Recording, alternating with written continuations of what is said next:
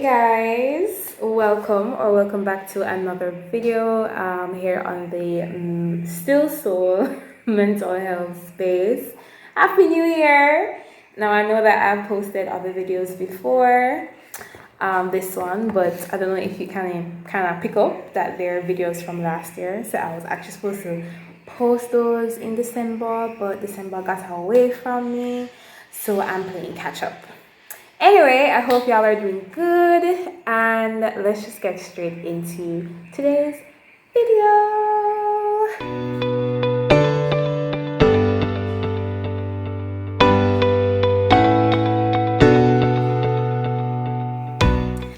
Alright, so I know that I'm hoping to post this in February, so I know that we're in the second month of 2023, and I hope that January was good. I hope it wasn't too long. I hope y'all money was, because we know how January stay. January, the new year usually heralds in a lot of talks about New Year's resolutions and goals and planning and all these different things. And people set out, or we set out, a lot of different things that we want to accomplish throughout the year, whether it's for work, school, health, finances, business, everything, relationships, everything. I want to push you or nudge you as you're making all of these plans that you're planning to. I have my little card paper over there with all the things that I want to do this year. I want to encourage you to add some mental wellness goals to your goals and plans for this year. And I want to share 5 ways that we can boost our mental well-being in 2023. And hopefully the things that I share you will find interesting enough to add to your 2023 goals list. So the first thing I want us to do in 2023 to bolster our mental well-being is to get more sleep. Get more sleep, guys. At least 7 to 9 hours, and that helps to regulate our mood, and it contributes to our overall mental well-being.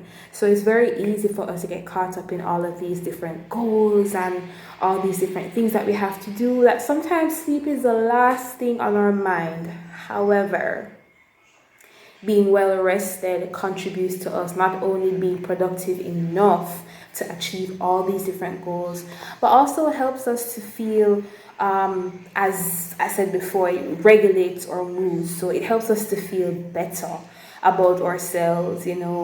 We're in a better mental health we're in a better headspace, a calmer state of mind, all those good things. And trust your notebook here. So if you see me peeking over, I'm looking at this. So it helps our brains, getting enough sleep helps our brains to get rid of the toxins and our minds to recoup. Getting adequate rest also helps us to basically helps our body to repair itself, like I mentioned before. And also, being well rested means that our brains can function normally as opposed to functioning on E. So yes, the hustle culture tells us to go, and sleep is for the weak, or sleep when you're dead. Honey, I don't know if people still subscribe to that, but if you do, please know that getting adequate sleep is just as productive, or even more productive, than going. Okay? You wouldn't push your car to go if there was no gas in it, right? So you have to fuel up. So when you sleep, you get that energy and you're good to go. The second thing I want us to do in 2023 to boost our mental well-being is to challenge our negative thoughts. If you're anything like me, every once in a while, you get bombarded with negative, intrusive thoughts. These negative thoughts can come out of nowhere, and they tend to really weigh you down, make you doubt yourself, make you, feel suspicious about persons around you. Make you question your ability to do certain things. It even causes you to self-sabotage. I ain't gonna lie. However, I want us to practice to challenge our negative thoughts. And how do we do that? I want us to learn to recognize these negative thoughts and disrupt their flow. So when you realize that your brain is going in the direction of negative thoughts, then interrupt that train of thought, right? Challenge it with truth-seeking questions. So for example, if the intrusive thought that comes to you is you're not going to amount to anything, or you're never going to finish paying off your student loans, or you're a failure, challenge those thoughts. What is truth? Ask yourself, is this actually true? Am I really a failure? If you have to, list out all the positive things that counter these thoughts, right? And replace those negative thoughts with positive and more balanced thoughts, as well as affirm yourself. Even if you can't come up with affirmations in your own head, Google positive affirmations. Look for some that really speak to you, write them out and stick them up. Say them to yourself. If you're a believer, if you're a Christian, you can look for scripture that really aligns with what the Lord says about you, write them out and speak those positive things over your life. So intrusive thoughts, negative intrusive thoughts, they're real and they come at you pretty quickly. However, just continually challenge them and you'll be good to go. Number 3. So the third way that I would like for us to, improve our mental well-being for this year is to practice stress management. I'm shaking the phone. So we can learn to manage stress. So off the bat, we can't avoid stress. At least not all the stresses that come at us. We can't avoid all of them. There's some stresses that are in our lives because of the things that we have to do, based on our responsibilities, based on our positioning, based on who we are, based on the fact that we're adults. There's certain things that will come at us that are just stressful. However, we can learn to manage the effects of those stressors with techniques. And there are different stress management techniques. There's deep breathing, there is progressive muscle relaxation, and that is a technique where you tense your muscles and then relax them one by one. And then there is cognitive behavioral therapy, which you can do with a trained professional. Also, in keeping with managing our stress, we need to learn to set and reinforce boundaries. We need them boundaries. So say no more often, set up boundaries at work. So that co-worker who always ditching their stuff and dumping them at your desk, kindly give it back, please. Set boundaries in your relationships. So if there are certain conversations that are overwhelming, or there are persons in your life who probably demand too much of you, learn to say no. Say, hey, I'm not available for this, and that's that. So let's practice to reinforce those boundaries, right? Number four, and I started out by saying this, by prefacing with this, but essentially set some goals. Yeah. And I know that sounds kind of because sometimes the goal setting thing can feel overwhelming, and then there's this pressure to achieve some incredible thing. Everybody wants to be super incredible with their goals and whatever. Here what I say. Set some goals.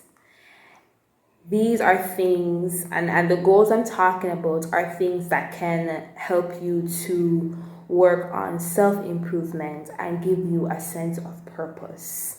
So, create goals that are really relevant to you. Don't try to do grandiose things or try to prove a point or to match up with what you see online, right? Set goals that are important for you. For example, I have some goals here. One of my goals for this year is to do voice training, right? I've been singing all my life, but I've never actually done, any kind of voice training or vocal workshop or whatever. So that's one of my goals, to do voice training, learn techniques that will help me to sing better.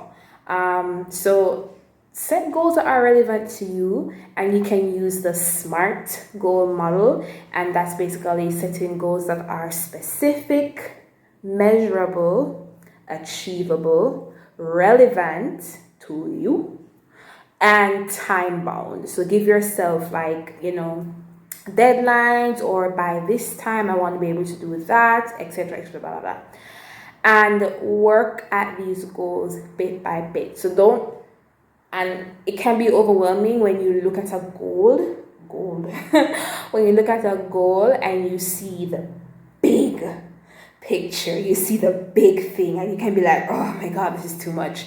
But chip away at it bit by bit, right? Going back to my example, voice training. So ultimately, I want to be able to sing better, and that can feel like intimidating. Like, how do I get from sounding like a frog to sounding like really, really, really good, and having like vocal control and breathing better, whatever, step by step by step. So I'm committing to doing a class with the vocal coach once a week for an hour. That's bit by bit. That's something I can do. That's achievable, right? And then over time, whatever else that I need to do, I'll do it. So for you, whatever your goals are, think of how you can break it down. So break down your big goal into sub goals and just work at it. Just chip away at it. Comment below a goal that you have that you really, really, really want to accomplish in this year. And if you have found a way to break it down, share that as well. Let's come back at the end of this year to this video and see if we have accomplished the goals that we put in the comments. All right, so let's be accountable. So my goal, voice training. Cool? Tell me your goals and let's keep each other accountable. All right. Number five, practice mindfulness. So mindfulness is really just being present, being calm, living in the moment, being at peace, and just taking it one day at a time. One day at a time. For the people out there who deal with anxiety, one day at a time. How can you practice mindfulness? Meditation, deep breathing. These help to, as I mentioned before, reduce stress, improve your focus, and boost your mental well-being. You can also do guided imagery, and that's where you picture a scene or focus on sounds and sensations around you, and that can help to ground you, keep you in the now. You can also practice gratitude journaling and go on nature walks, in the evenings after you come from work or school. You just change off in your clothes, get your sneakers, and just take a walk. You can probably listen to some lo-fi music while you're walking and just take in the scene around you. Hopefully the scene is really nice. Hopefully, right? So, if you got this far in the video, I have one more tip for you, a bonus, if you will, right? And my bonus tip for how we can improve our mental well-being for this year 2023 is seek professional help if you need it. I will forever preach this.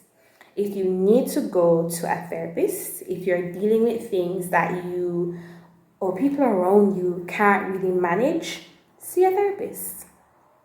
Seek professional help. Don't shy away from getting the help that you need. And I am going to, hopefully, I get that list.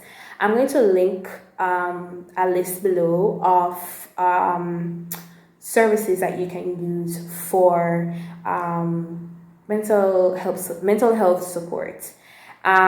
But I found out about this service recently, and if you are between the ages of 16 and 29, this is for you. It's called UMATL, and it's a chat line, a text line, and you can get support from that platform. So if you can't afford to go to therapy, or if you want somebody to talk to help you, process what's going on, or if you know that you need someone to talk to but you don't really want to go into therapy because you're not even sure, this may be it for you. So it is, I don't know if you guys are seeing it properly, but it's UMATL, and you would text the word support to the number 876-838-4897. And you can use this on WhatsApp. You can use this on Facebook and Instagram. And in Facebook and Instagram, it would be at YouReportJamaica. So I'm probably gonna share this information, like type it out somewhere, and 16 to 29, you can check it out, and hopefully it works for you guys. But let's really pay attention to our mental health this year. Of course, I really want to give you guys more videos and do a lot more on this channel, so stick around. Stick with me. That's it for today. I hope you liked this video, and I hope you were inspired to do something great for your mental health this year. Don't forget to like, comment, share, and subscribe, and hit that notification bell for my next video. Have a great day, guys, whenever you're watching this, and cheers to 2023. It's gonna be amazing. Yeah. So I'll see you in the next one.